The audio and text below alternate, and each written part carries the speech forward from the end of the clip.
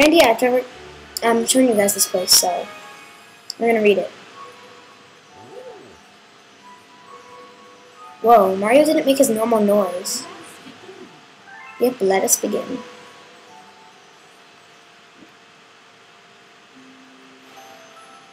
Chapter 1, The Celestial Duo. See, there's a toad chip. Our story begins a very, very long time ago with a young girl. One day, this girl spotted this rusted spaceship holding a small star child. What's your name? Are you lost? Oops. Yeah. What's your name? Are you lost? The girl asked the star child. I'm Luma, and I'm waiting for Mama. She's coming for me on the comet, said the star child, who had been waiting day and night, and day again, and then night again, and yeah. So they had a pinky hand swear thing, and don't worry, I'll wait with you, little girl promised Luma. And she used her random telescope to just read that.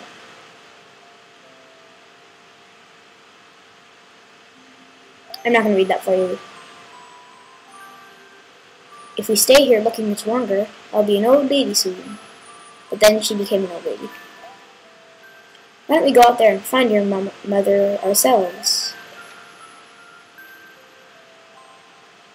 The girl and Luma fixed up the rusty spaceship, and because she can do that, and then the two set sail in the starry sky. And this is how the search for the celestial mother began. Yeah, when you actually unlock chapters one at a time, you'll usually just read one chapter at a time. Days passed with no sight of the comet, or even a single planet. Instead, asteroids extended for as far as the eye could see. If I had known it was going to take this long, I would have packed more jam, because jam keeps us alive, said the little girl above the rumble of her belly. Okay. Before they left, she had packed all of the essentials. Telescope, butterfly net, essential, stuffed bunny, essential, bread, milk, jam, and apricot-flavored tea. I'm not sure if that's supposed to be like a joke. Oh, but by the way, about the stuffed bunny... Wait. I forgot to bring water. At this, Luma burst into gales of laughter. Why don't you drink the apricot tea? Yeah, and the girl began to pout. But wait. If you realize, see that bunny down at the bottom of the screen? That's why the star bunnies are there. You know how they can transform? They transformed into the bunnies for Rosalina, so yeah. And she got all sad. As long as I have Starbits, we'll be fine, said Luma. Want some? The little girl couldn't stay mad after hearing this. Instead, she became furious. Luma continued to laugh, and the girl couldn't help but join in. Alright, maybe just a nibble. Okay then. And then she died. Leaning out far of the ship, the pair began to collect Starbits with the girl's net. They almost fell out a few times, but they just kept on collecting, until they eventually fell out and died. The Starbits tasted like honey. Really? The comet. It's actually kind of interesting, if you can piece the story together. A beam of light pierced through the ship's window.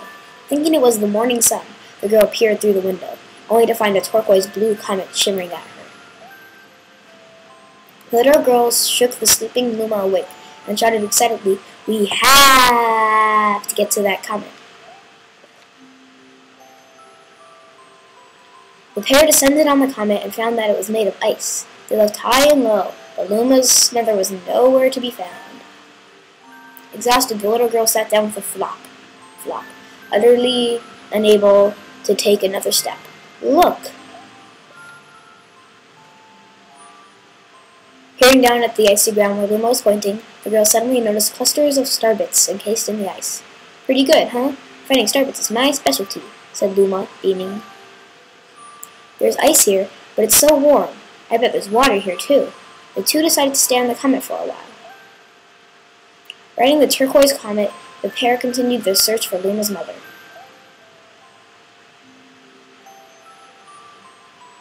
Chapter 4, The Dream. There's the star bunny. One night, the girl dreamed about her own mother. If you haven't, just one thing. Her mother is Rosalina, and her daughter is Rosalina, and her daughter's daughter is Rosalina, and his daughter... Yeah, it keeps going like that. Just like stars. One night, the girl dreamed about her own mother. Where are you going? She asked her mother, retreating back. Without turning, her mother replied, "Don't fret, dearest.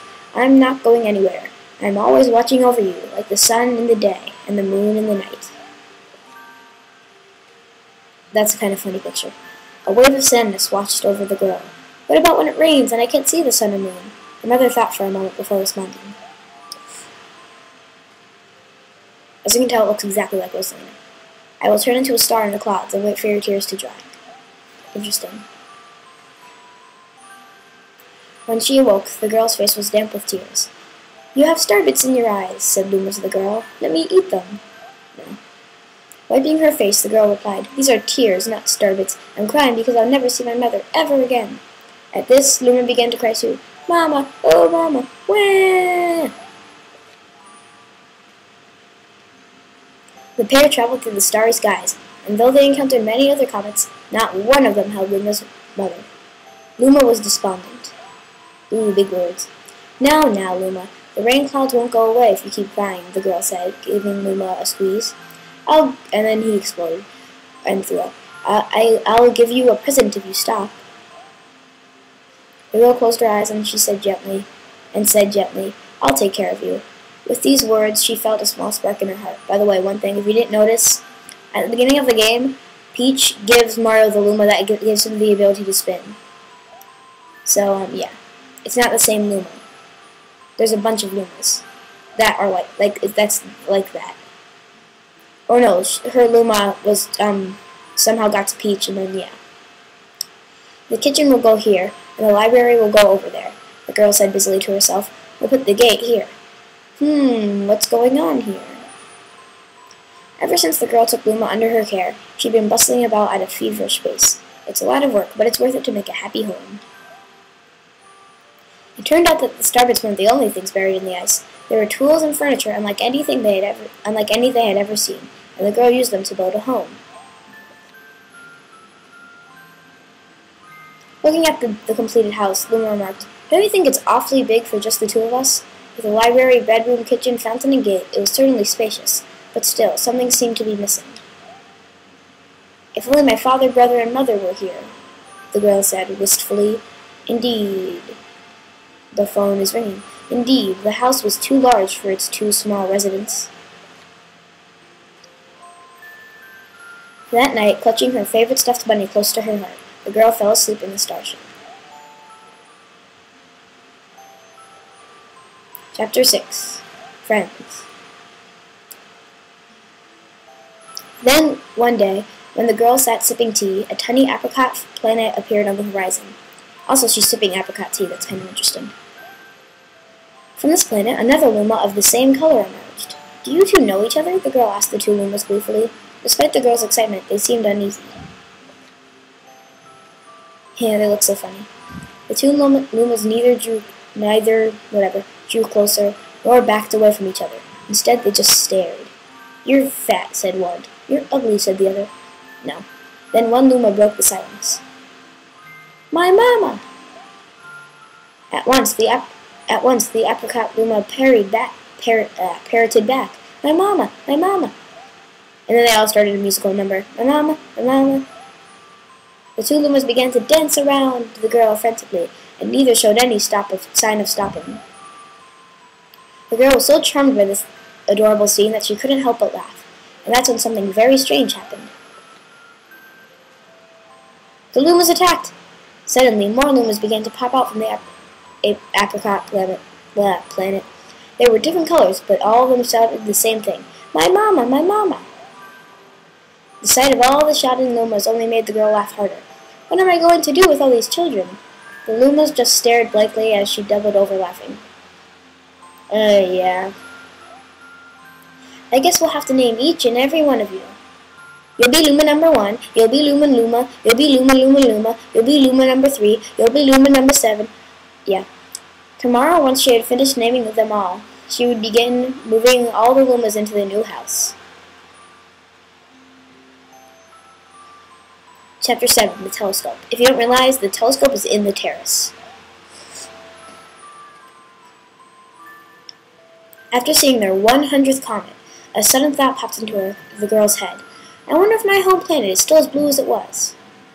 That's when she remembered her father's telescope. Peeking into the telescope, a tiny blue dot floated into sight. It was smaller than a starbit. How strange. It's so far away, but it feels so close. If you don't realize, that's the Mushroom Kingdom, I'm pretty sure. Yeah, that's the castle. She twisted the knob of the telescope, and the blue dot grew until she could make out the grassy hill dotted with flowers. It seemed very familiar to her. Zooming even closer, a terrace on the hill came into view, so she based a place on the terrace. I used to go stargazing there when I lived on my home planet.